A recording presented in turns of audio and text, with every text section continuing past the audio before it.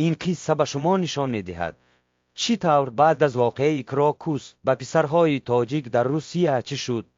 این قصه سعید است، پسری 13 ساله‌ای که در مکتب روس درس می‌خواند.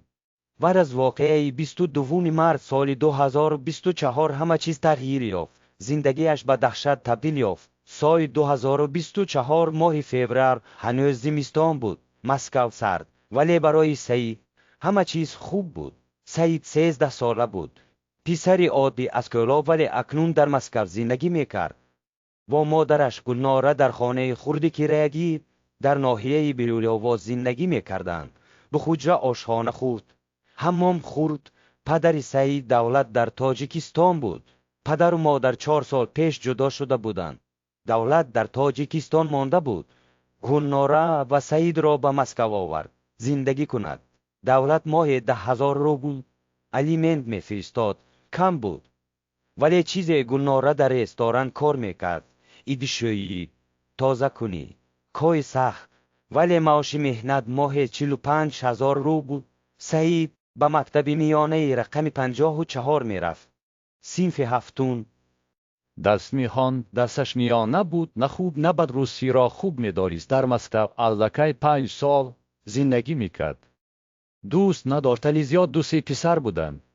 از صنف که با آنها دد میزد، ولی دوستان نزدیک نه. ولی برایت زندگی عادی ولی خوب بود. هر روز سعید سحر ساعت 7 بیدار میشد. گلناره نانشته تیار میکرد. بوتربرود با کلبسه و چای. ساعت 8 سعید به مکتب میرفت. اتوبوس 15 دقیقه راه در مکتب درس ها تا ساعت 3 بعد به خانه. گلناره ساعت 4 به کار میرفت. شب کار میکرد. ساعت 11 به خانه می آمد. سعید شام را خودش تیار میکرد. وکران نانشته عادی بر دست میخواند. بعد در کامپیوتر بازی میکرد. بعد میخوابید. زندگی عادی ولی برایت ماه فوریه تمام شد. ماه مارس آمد. 22 مارس سال 2024 روز جمعه بود. سعید در خانه بود. درس میخواند. گلناره در کار بود. ساعت 10 شب تلفن سعید صدا داد. دوستش رستم زنگ زد. سعید جواب داد. رستم هیجان زده گفت سعید تلویزیون را کن.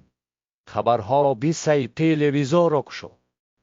کانال خبری و دید کراکوسی که خال آتش، آدمان فراری، تیرورانی، آدمان مرده. سعید نفس بند شد. گوینده با آواز جدی گپ میزد. در مسکو در تاریکان نرفی کراکوسی خال حمله تروریستی روی داد. آدمان زیاد کشته شدند. تروریست ها را دستگیر کردند. بعد صورت های تروریست ها نشان دادند. سعید دید و دلش ایستاد. چهره های تاجیکی گوینده ادامه داد. تروریست ها شهروندان تاجیکستان هستند. سعید تلویزیون را خاموش کرد. در دیوان نشست. دستهایش می‌لرزیدند. تاجیکان تروریست ها آدمان را کشتند. و اکنون چی می شود؟ ساعت 11 گلناره از کار آمد. در را گشاد و دید چهره سعید را. فهمید پسرم چی شد؟ سعید به مادر نگاه کرد. مادر شما خبر را شنیدید؟ گلناره با تأسف پرسید. چی خبر؟ سعید تلویزیون را گشاد. خبرها هنوز نشان می‌دادند کراکوس تروریست ها تاجیکان. گلناره دید و رویش سفید شد. نشست. دست را به سر گرفت. آرام گفت اکنون به ما بدتر می شود. سعید پرسید چرا؟ گلناره به پسرش نگاه کرد. چون که آدمان روز فکر میکنند همه تاجیکان تروریست. آنها به ما با نفرت نگاه میکنند. سعید سکوت کرد. گلناره ادامه داد. سعید فردا به مکتب احتیاط باش. اگر کسی چیزی گفت سکوت کن، جنجال نکن. سعید سر جنبانی، ولی نمیدانستی چی انتظار روز دوشنبه آمد. 25 مارس به مکتب رفت. اتوبوس مانند همیشه، ولی چیزی فرق داشت. آدمان در اتوبوس و او نگاهی بد میکردند. زلی صحبت میکرد با دوستش که این تاجیک ها را باید همه را فرستاد. آنها تروریست. سعید سرش پایان کرد. نمیدی به مکتب رسید. در حولی مکتب در گروه پسرها ایستاد. همسنفانش دیمنا و مکسیم دیما سید را دید، آوازش بلند کرد. این نگر که آمد. تروریست تاجیک همگی به سعید بیراه کردند. سعید خواست چیزی گوید، ولی دیما دوام داد. چی سعید؟ تو هم میخوای ما را بزنی؟ چون دوستانه در کراکوس مکسیم کند کرد. تاجیک‌ها همه تروریست، بچه های دیگر هم خندیدند. سعید دلش شکست، خواست جواب دهد، ولی یاد گتی مادر افتاد. سکوت کن، جلجان نکن. سکوت کرد و صنف رفت. در صنف نشست. در جای عقیبی صنف همیشه آنجا می نشست. بچه ها در آمدند. و سعید نگاهی بد می کردند. پیچی راب می کردند. دختر گفت من با تروریست در یک صنف نشستن نمی توانم. پسر دیگر گفت چرا او را به مکتب می گذارند؟ او خطرناک. معلمت تلویزیون آگونه در آمده است. آواز شد، ولی سعید دقت کرده نمی توانست میدید. اما با او نگاهی بد می کند. تنفس شد. سعید دیرو آمده. نمی خواست در صنف ما، ولی دیما و مکسیم آمدن. دیما نزدیک شد. ای تروریست، چرا در صنف ما نشسته اید؟ سعید جواب داد من تروریست نیستم، من دانشجویم. مکسیم خندید. دانشجو تو تاجیک هستی؟ همه تاجیک ها تروریست. دیما ادامه داد بروید با وطنت. اینجا جای شما نیست. سعید ایستاد. اینجا هم وطن من 5 سال اینجا زندگی میکنم. دیما او را با کیت زد. نه، این وطن تو نیست. وطن تو آنجا در تاجیکستان در کوههای شما. سعید هاست جواب داد. ولی معلم در آمد. دیما و مکسیم رفتند. سعید نشست. دلش درد میکرد. روز تمام شد. سعید به خانه آمد. گناه هنوز در خانه بود. ساعت 4 به کار میرفت. مادر پرسید چطور بود؟ سعید خواست گوید خوب، ولی نتوانستی کرد. گلنار ترسید. پسرم چی شد؟ سعید همه چیز را گفت. دیما مکسیم تروریست بروید. با وطنتان. گلنار پسرش را در آغوش گرفت. پسرم ببخش که من تو را به اینجا آوردم. سعید در آغوش مادر گریه کرد. گلنار آرام گفت سعید گوش کن، تو در آن گناهی نکرده ای. تو پسر خوب هستی. آنها نادرست میگویند. سعید پرسید ولی مادر چرا آنها ما را نفرت دارند؟ گلنار جواب داد چون که آنها میترسند، چون که آنها نمیفهمند. ولی باور فهمیدند. سعید امیدوار شده فاس دستی گلنار تبسم کرد. پسرم فقط کمی باش. ولی خودش نمیدانست که یک روز نه، ماها، سالها، روزهای بعد بدتر شد. هر روز در مکتب سعید چیزی میشنید. تروریست تاجیک بروید. از روسیه شما به ما لازم نیستید. معلمان هم تغییر کردند. پیش از کراکوس معلمان با سعید عادی مناسبت داشتند. نه خوب نه بد، عادی. اکنون فرق داشت. معلم متماتیک ایوان پیتروویچ هر وقت سعید را به تفته میخواند. اگر سعید خطا میکرد، ایوان پیتروویچ بارنده میگفت. البته که انتظار از تاجیک درس خواندن نمیدانند. معلم تاریخ سویتلانا نیکولایونا وقتی درس جنگی دوم جهانی میگفت، نزد سعید ایستاد و گفت شوروی گرمانی را مغلوب کرد. روس‌ها قهرمان بودند، نه تاجیک‌ها. روس‌ها. سعید سکوت میکرد. چی میگفت؟ در تاریخ را بدتر بود. سعید به نوبت می ایستاد. برای نانشته گرفتن پسرها او را از نوبت می برآوردند یا عقیدیست، تروریست. اگر سعید میخواست جای نشست، پسرها می گفتند اینجا بم جای دیگر نشین. سعید تنها خوردن میشد. در گوشه دوری تالار تنها یک روز سعید در حولی مکتب ایستاد. تنفس بود. گروهی پسرها آمدند. دیما که سخت با اون مکسیم با 3 پسر دیگر. دیما گفت ای سعید بیا اینجا. سعید نرفت. مکسیم آمد و سعید را از دست کشید. کر گفتند بیاد. سعید مجبوران رفت. دیما پرسید سعید راستی پدرت در تاجیکستان تروریست؟ سعید دل زد نه پدرم تروریست است. دیما خند کرد. همه پدرهای تاجیکی تروریست، این همه میدانند. سعید خشمگین شد. نه، این دروغ. مکسیم او را با کیت زد.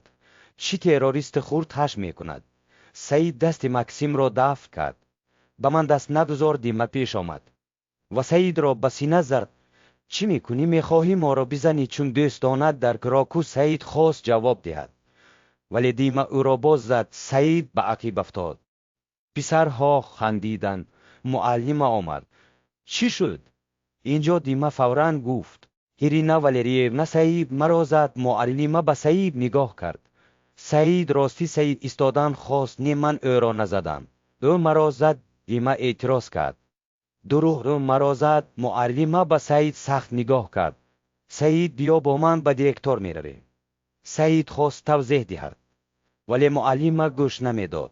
به کابینت دیرکتور رفتند. دیرکتور انا سرگییونا زنینیانسا با چهره جدی معلم گفت انا سرگییونا سعید دانشجوی ما را زد.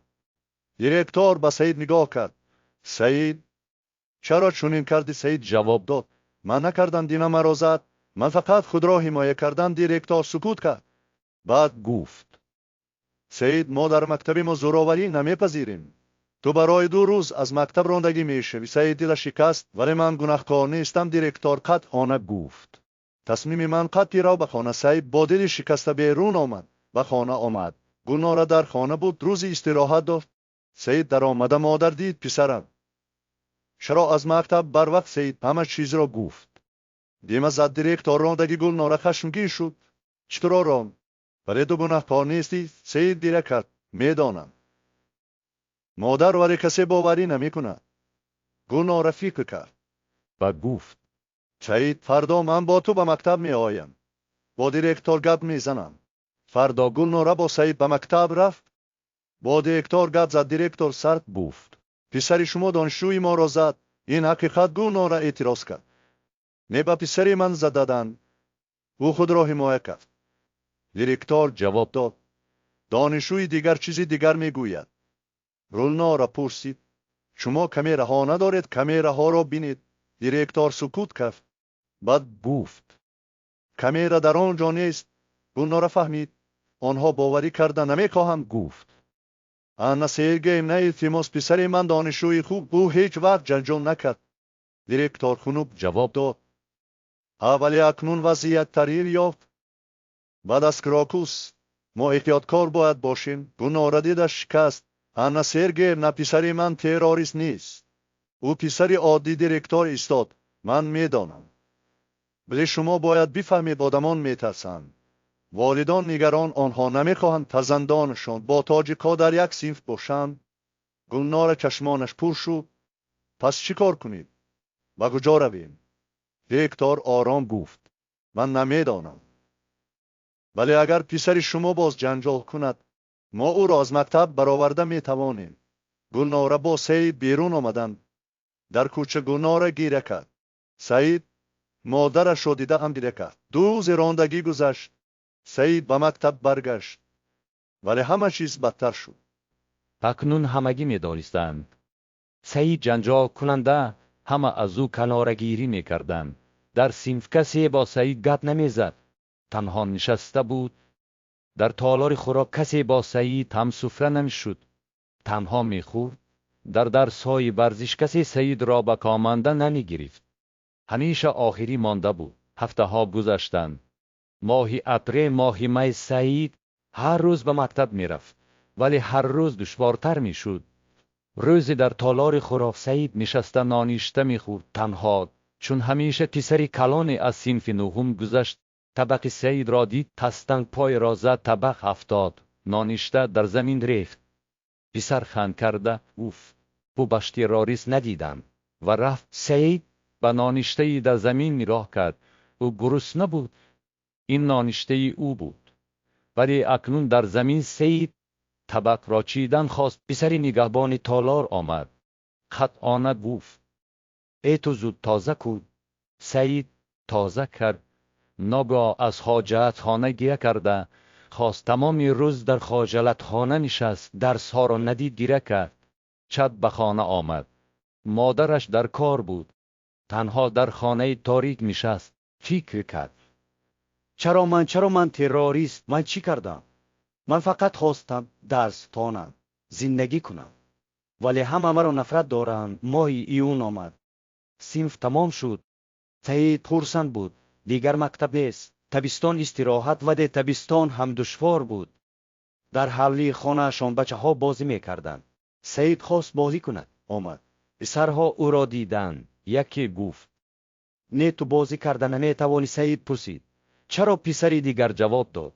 چون که تو تاجیک، ما با تاجیک‌ها بازی نمی‌کنیم. سعید به خانه برگشت. تمام تابستان را در خانه نشست، در کامپیوتر بازی، فیلم‌ها، اینترنت، تنها گلناره می‌دید. پسرش تغییر یافته، سکوت‌تر شده بود، کمتر گپ می‌زد، کمتر می‌خندید. یک روز گلناره پرسید: سعید، تو خوب هستی؟ سعید جواب داد: هم مادر خوبم. ولی گلناره دید در چشمانش خوبی نیست. ماه سپتامبر آمد. صنف هشتم آغاز شد. سعید به مکتب رفت. امید داشت شاید اکنون بهتر، ولی نه همان وضعیت یا بدتر در صنف نودانشجوهای نو بودند. ولی همگی الکی می‌دانستند سعید تاجیک تروریست دوستی. ماهی اکتبر، ماهی نوامبر سعید هر روز به مکتب می‌رفت. ولی هر روز مودع می‌شد. در صنف نشسته به داستان نگاه می‌کرد. ولی فهمیدن نمی‌توانست. فکری او در جای دیگر فکر می‌کرد. چرا من اینجا هستم؟ چرا من هر روز می‌آیم؟ به جایی که مرا نفرت دارند. یک روز در صنف دانشجوی زبان روس خواست، کسی دست نکرد. معلم گفت: سعید، تو بگوی. سعید ایستاد، به سوال معلم نگاه کرد. نمی‌دانست. پسرها خندیدند. معلم رنجیده گفت: نشین سعید. چون همیشه درس را ندانستی. سعید نشست. سرش پایان رو سیاه. بعد از آن روز سعید دست را دیگر نمی‌کرد. سوال نمی‌پرسید، گپ نمی‌زد. فقط نشسته بود. سکوت ماه دکر سال 2024 آمد. روز سعید از مکتب به خانه می آمد. در کوچه زمستان برف. گروهی پسرهای کلانده صنف دهم آنجا بودند. سیگارت می‌کشیدند. سعید گذشته خواست. یکی سعید را دید. این نیگر تروریستی خورد. سعید به نگاه کردن گذشته خواست. پسر دیگر راه را بند کرد. کجا شتاب داری تروریست؟ سعید آرام گفت: من به خانه میرم. التماس را آزاد کنید. پسر خند کرد. التماس بشنوید. تروریستی وقتور پسرها خندیدند. سعید خواست از اطراف گذرد. پسر پیشش ایستاد و به سینه زد. سعید افتاد در برف. کتاب درسیش در برف ریخت. پسرها خندیدند. سعید از زمین خیست، کتابها را جمع کرد. نگاه رفت. پسرها در رقیب فراز زدند. دیگر به اینجا نیاد. تروریست. سعید به خانه آمد. لباسش تر سرد بود. گلناره ترسید. پسرم چی شد؟ چرا تری؟ سعید جواب داد: افتادم مادر. برف بود. گلناره باوری نکرد. سعید است را گوی چی شد؟ سعید به مادر نگاه کرد. خواست گوید ولی نتوانستی را کرد. گلناره پسرش را در آغوش گرفت. پسرم گوی به من چی شد؟ سعید در آغوش مادر همه چیز را گفت. پسرها زدند. تروریست همه چیز را گلناره گیره کرد و پسرش را محکم گرفت. آن شب گلناره نمیخوابید، فکر میکرد. پسرش 10 ماه در جهنم زندگی کرد. هر روز عذاب، هر روز رنجش و من نمیدانستم، چون که سعید نمیگفت. مادر را نگران کرده نمیخواست، ولی اکنون گلناره میدانست و باید چیزی میکرد. سحر گلناره به دیرکتور مکتب زنگ زد، خواهش کرد. ملاقات روز بعد گلناره به مکتب رفت. با دیرکتور نشست. انا سرگیونا شما چی میخواهید؟ گلناره آغاز کرد. من میخواهم درباره پسرم گپ زنم. سعید او 10 ماه از جانب دانشجوها اذیت میشود. دیرکتور سرد جواب داد: ما در مکتب اذیت نمیپذیریم. گلناره اعتراض کرد: ولی او را هر روز تروریست مینامند. او را میزنند. او را کنار میکنند. دیرکتور ایستاد. دانشجوهای ما با سعید بد مناسبت ندارند. شاید سعید زیاده حساس. گلناره دلش شکست. زیاده حساس. روز به او در کوچه زدند. دیرکتور سرد گفت: این در کوچه شد. این مسئله مکتب نیست. گلناره فهمید کسی کمک نمیکند. ایستاد. انا سرگیونا پس چی کار کنم؟ دیرکتور کمتر سرد گفت: شاید صنف دیگر کنید.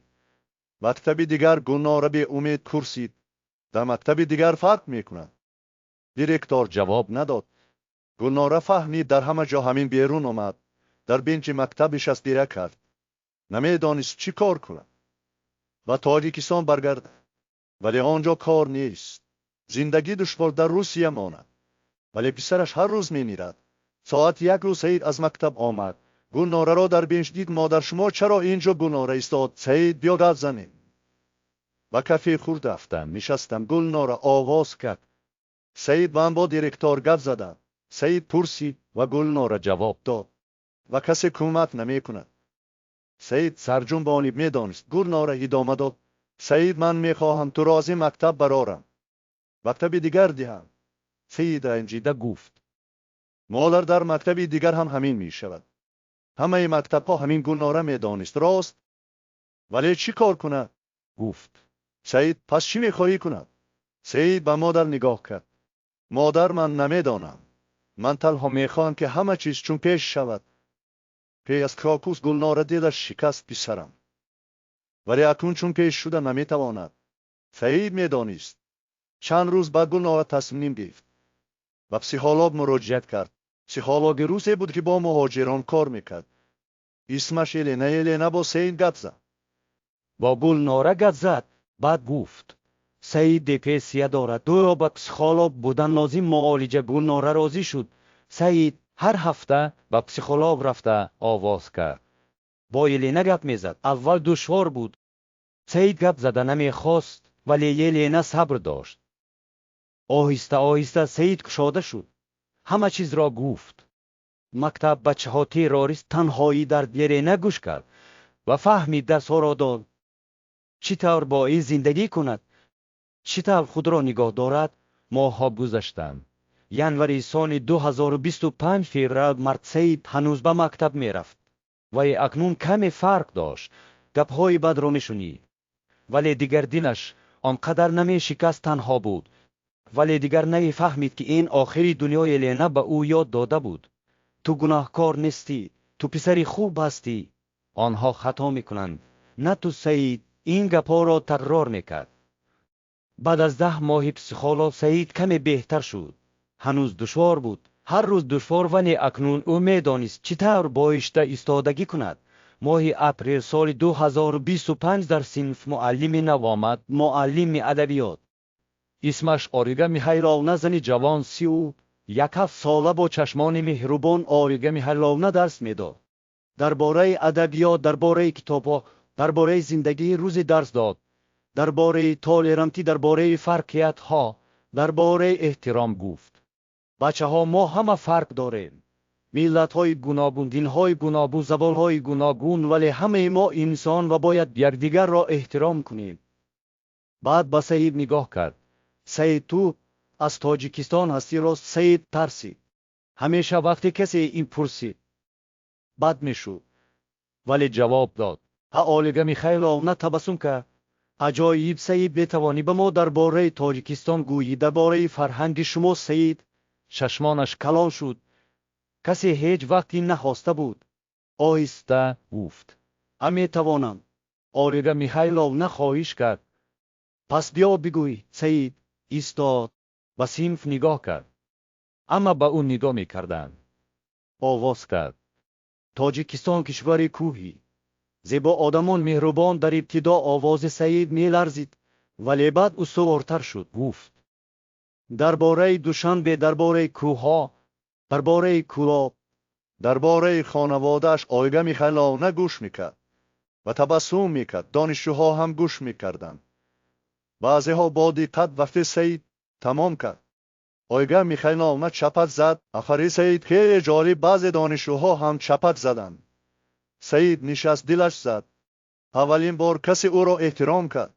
بعد از آن روز آریگا میخایلونا با سعید خوب مناسبت داشت. در صنف او را حمایت میکرد.